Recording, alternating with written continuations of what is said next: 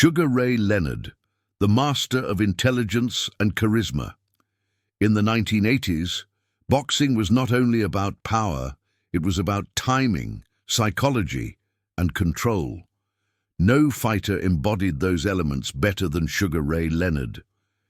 Leonard entered the decade as an Olympic hero, already carrying the weight of expectation. But unlike many gifted athletes, he understood that greatness required more than talent. It required adaptability.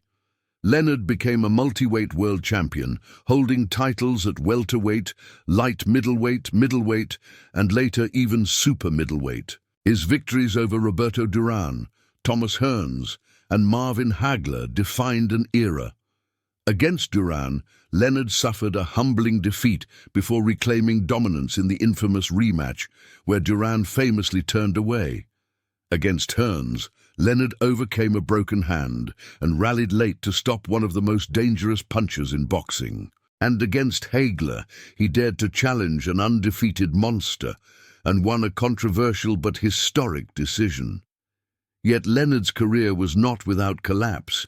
Injuries, particularly to his eyes, forced multiple retirements.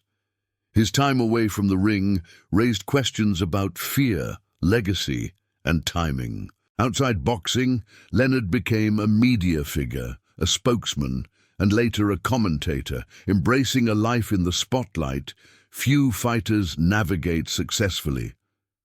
So ask yourself, was Ray Leonard the greatest boxer of the 1980s?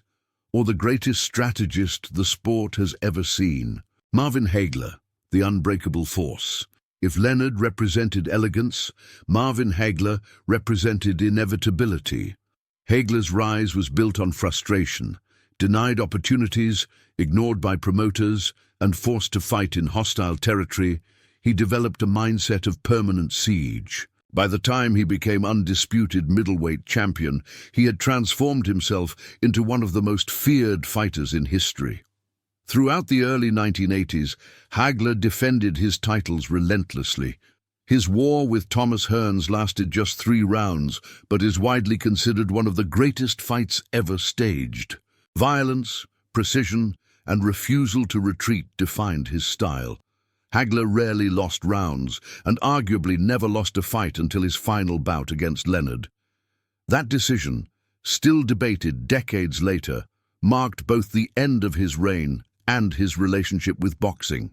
Hagler walked away immediately, refusing rematches or reconciliation.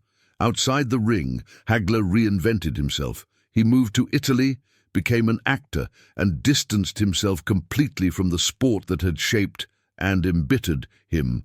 The question remains, was Marvin Hagler robbed of history, or was his uncompromising nature both his strength and his downfall?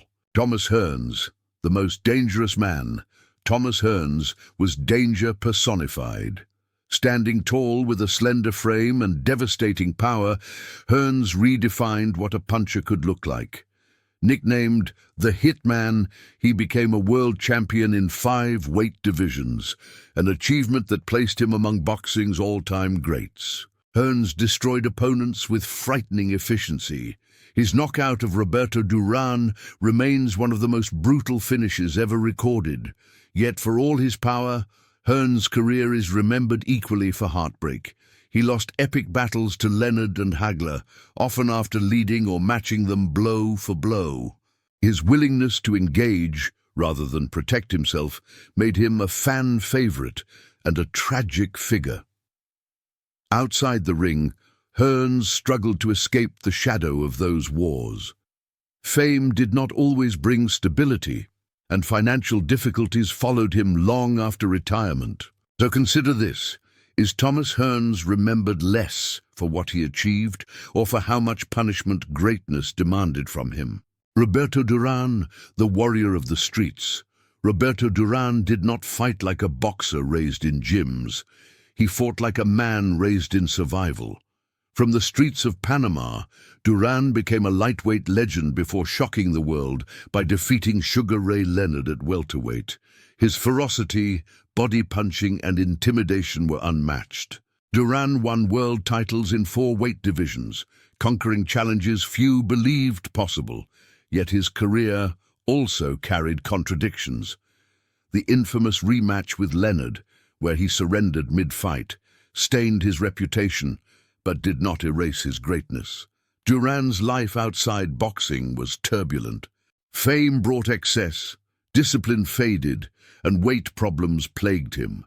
Yet time and again he returned, defeating younger champions and reminding the world of his resilience. So ask yourself, was Roberto Duran defined by a single moment of surrender or by decades of relentless combat? The four kings together, Ray Leonard, Marvin Hagler, Thomas Hearns, and Roberto Duran, defined the 1980s. Their rivalries elevated boxing beyond sport, into mythology. They fought each other, they broke each other, and in doing so, they made boxing immortal. Tell us in the comments, who was the true king of the 1980s and why? Because legends are not chosen by belts alone. They are chosen by time.